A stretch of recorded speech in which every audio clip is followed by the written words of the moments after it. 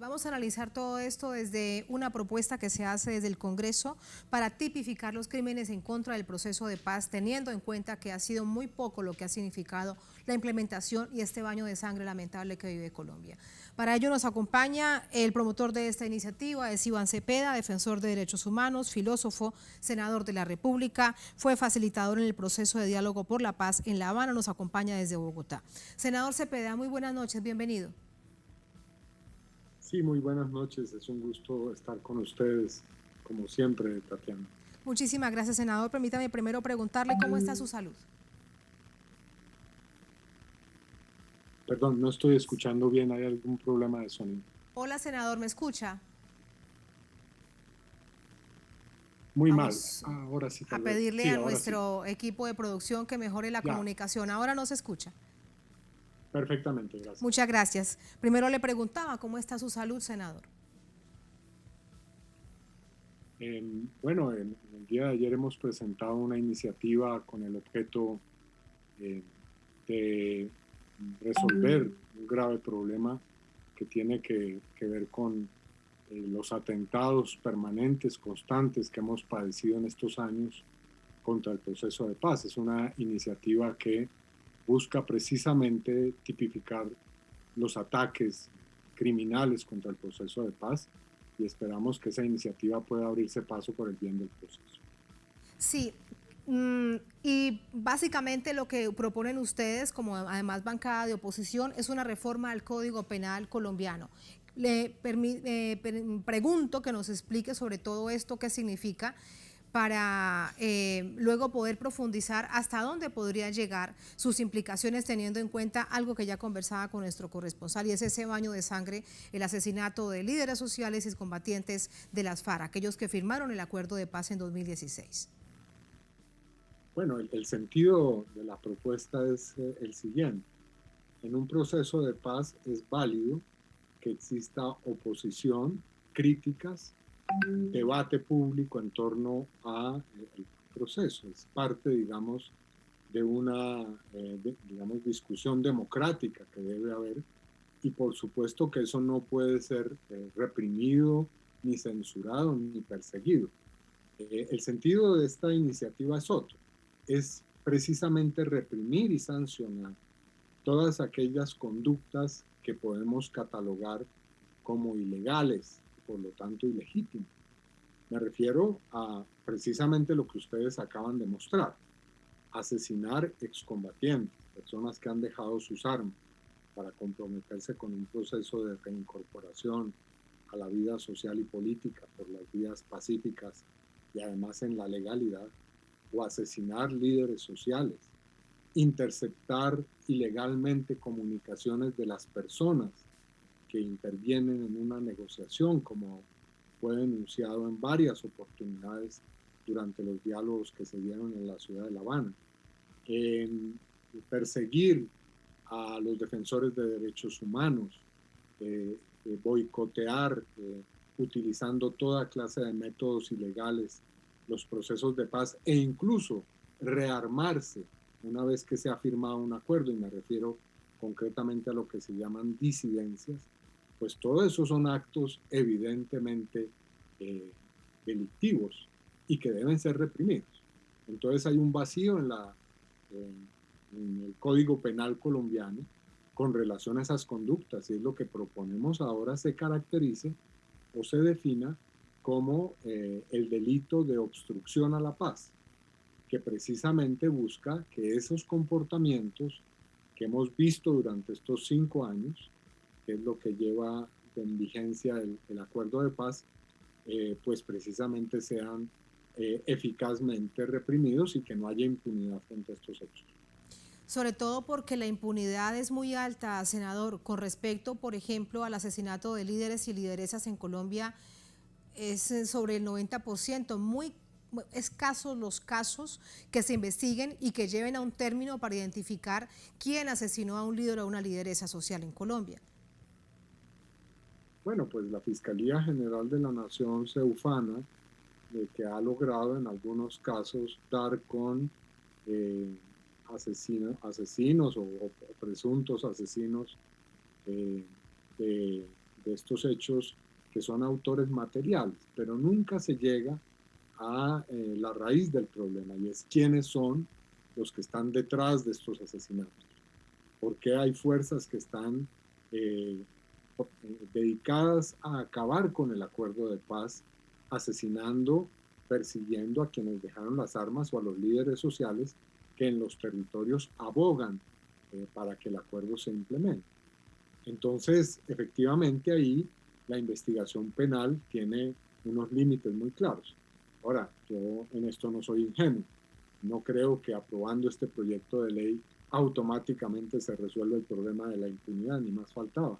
Pero sí sería un elemento y una herramienta útil para también generar una pedagogía en Colombia, señalando que los valiosos, inmensos esfuerzos que se hacen por la paz no pueden ser objeto de agresión alguna. Senador, usted nos hablaba, por ejemplo, el caso de las disidencias de las FARC, que se han convertido dependiendo de los lugares en donde se ubican, en estructuras o paramilitares o narcotraficantes o todo esto junto en un escenario muy complejo. Pero ¿qué pasa con los servidores públicos, con aquellos que desde el gobierno también obstaculizan la implementación del acuerdo de paz? Precisamente la reforma que proponemos al Código Penal introduce dos artículos. Un artículo es el de tipificar estos crímenes, es decir, a una persona que obstruya la paz de acuerdo a la forma en que yo he descrito ese comportamiento, puede la justicia terminar condenándolo a 15 años de cárcel. Pero si esta persona es funcionaria o servidora pública, ahí el segundo artículo que tiene esta reforma, hay una circunstancia agravante y por lo tanto esa pena se podría duplicar o crecer sustancialmente. Es un hecho que los servidores públicos, los agentes del Estado, no pueden incurrir en este tipo de agresiones o de acciones que puedan terminar debilitando o aún peor destruyendo un acuerdo de paz y un proceso de paz. Y eso vale no solamente para los servidores públicos de las instituciones militares y policiales, sino para cualquier servidor público que ejerza jurisdicción y control y mando en determinadas circunstancias. Ahora viene, senador, es el convencimiento en el Congreso con la mayoría de coalición del gobierno para que se apruebe esta propuesta, este proyecto de ley. ¿Cómo será ese trabajo? Bueno, nosotros esperamos que una iniciativa que es plenamente válida y justificada, pues pudiera tramitarse sin problema, pero dudo mucho que este gobierno y sus bancadas en el Congreso, que han sido, como se sabe bastante bien, enemigas y adversas al proceso de paz, den cabida para que esto pueda resolverse con mayorías en el Congreso. Ahora bien, debo decir que estamos a pocos meses de la finalización del periodo del actual Congreso y por lo tanto creo que esta iniciativa, si no se abre paso en la actual legislatura, pues tendrá que ser aprobada por un nuevo Congreso que yo aspiro tenga mayorías definitivamente favorables y partidarias de la. De hecho, de esto le preguntaba a nuestro corresponsal, Hernán, en Bogotá, senador, y también le trasladó usted la pregunta. Todo este contexto de las serias dificultades, de la violencia que hay en el país sistemática contra líderes sociales y defensores de derechos humanos y excombatientes de las FARC, se da en el marco de todo un proceso electoral, que aunque no ha comenzado de manera oficial la campaña, ya en Colombia el primer tema es lo electoral, tanto para las legislativas como para las presidenciales. ¿Qué hacer para que la necesidad de la paz y no de la guerra sea un asunto de debate nacional? Porque pareciese que a muchos aspirantes eso se les ha olvidado. Pues yo creo que la salida que es imperativa es lograr ganar las elecciones por parte de las fuerzas políticas que estamos firmemente comprometidas con el proceso y el acuerdo de paz. Y yo creo que eso es viable. Es viable porque el país está cansado del uribismo, que ha sido el principal enemigo de este proceso. La gente quiere un cambio en Colombia. Eso se logró manifestar de una manera muy clara en las grandes movilizaciones que han transcurrido en este último tiempo, pero también en otros hechos políticos. Entonces, creo que hay condiciones para lograr mayorías que puedan ser favorables a una agenda de paz, que no incluye solamente la implementación del acuerdo que fue suscrito y ratificado en el año 2016, sino también para otros procesos de paz, para un diálogo o continuar un diálogo con el Ejército de Liberación Nacional y llevarlo a un acuerdo de lograr que las disidencias de la guerrilla de FARC y otras regresen al camino de la paz mediante también un diálogo, o desactivar también las estructuras del narcotráfico, que si bien no son parte de, o no serían parte de una negociación política, sí puede ser desactivadas mediante un proceso de sometimiento a la justicia y de desmovilización a cambio de flexibilizar determinado tipo de parámetros legales y penales con relación a esos grupos. Así que lo que proponemos es una política de paz total para que podamos en Colombia, de una vez por todas, con un gobierno progresista y democrático, resolver definitivamente las violencias y la guerra que tanto daño le han hecho al país. Senador, esto es muy interesante y aspiracional además pensar en una Colombia realmente en paz, pero es tremendo desafío. Le planteo el ejemplo de grupos narcotraficantes. Se reconocen en Colombia, además de los narcotraficantes colombianos, bandas de narcotráfico mexicanas, de los Balcanes, con una cantidad de peligros de las comunidades cuando han tratado de acercarse para exigir, por ejemplo, en el Cauca, que se respeten sus territorios. ¿Cómo pensar en que estas organizaciones puedan sumarse a un anhelo de paz total en Colombia? Bueno, es cierto, no es una meta simple, sencilla y automática la que se propone, pero también hay que tener en cuenta que en Colombia hay una muy importante experiencia acumulada. Colombia es un país en el cual se han dado innumerables procesos de paz, algunos han terminado con un relativo éxito. Hay personas, organizaciones, miles de organizaciones que existen en Colombia que trabajan por la paz y existe, yo creo, una conciencia ciudadana sobre el daño que le ha hecho la violencia y la necesidad de provocar unos cambios sociales, especialmente en los territorios rurales, para lograr la paz. Entonces, esos son factores que van a contribuir. Yo creo que un bloque de fuerzas políticas amplio, que no solamente incluye a las fuerzas progresistas, sino también a otras que, a pesar de estar en puntos distintos del espectro político, comparten esta preocupación y esta aspiración, puede perfectamente terminar en una política de largo aliento.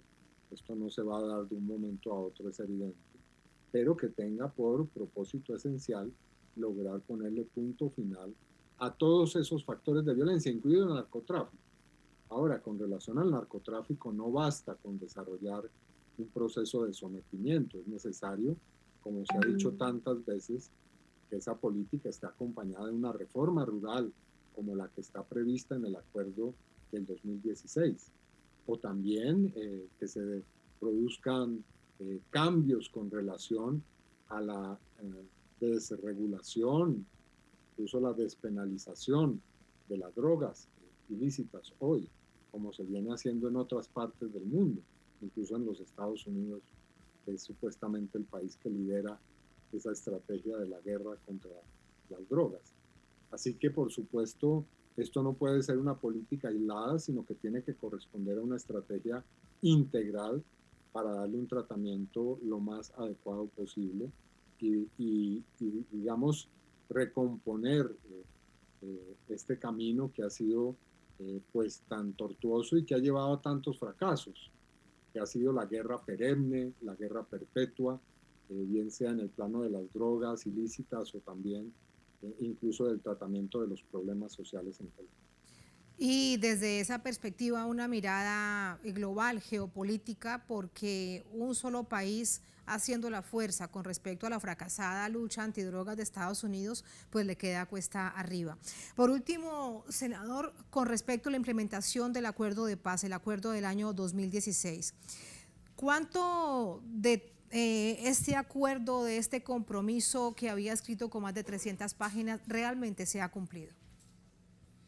Pues lo que indican las instituciones y organizaciones encargadas de esa verificación es que si bien se ha cumplido algunos de los eh, presupuestos del acuerdo de paz, especialmente en lo que atañe a la reincorporación de excombatientes con muchas dificultades, por supuesto, a la creación del sistema de paz, que es el sistema diseñado para la verdad, la justicia y la reparación, eh, el desarme de lo que fue la guerrilla de FARC. Algunos de los puntos que están contenidos en las grandes reformas que plantea el acuerdo, la realidad es que la reforma rural integral, la reforma política y el punto de un enfoque distinto sobre el narcotráfico son tareas pendientes de implementación.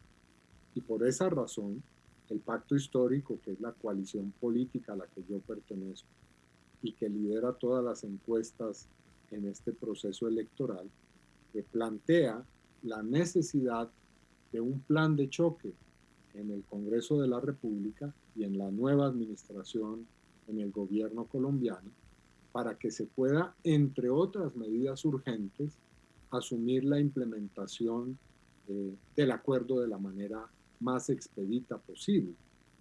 Como se recordará, cuando se aprobó y se ratificó el acuerdo, hubo un procedimiento legislativo de carácter expedito. Bueno, pensamos revivir ese procedimiento para que cuanto antes se expidan las normas que puedan, además, operativizar muchos aspectos que, como digo, todavía no se han implementado. Senador, muchísimas gracias. Muy buenas noches. Bueno, ustedes, como siempre, muchas gracias. Muy buenas noches.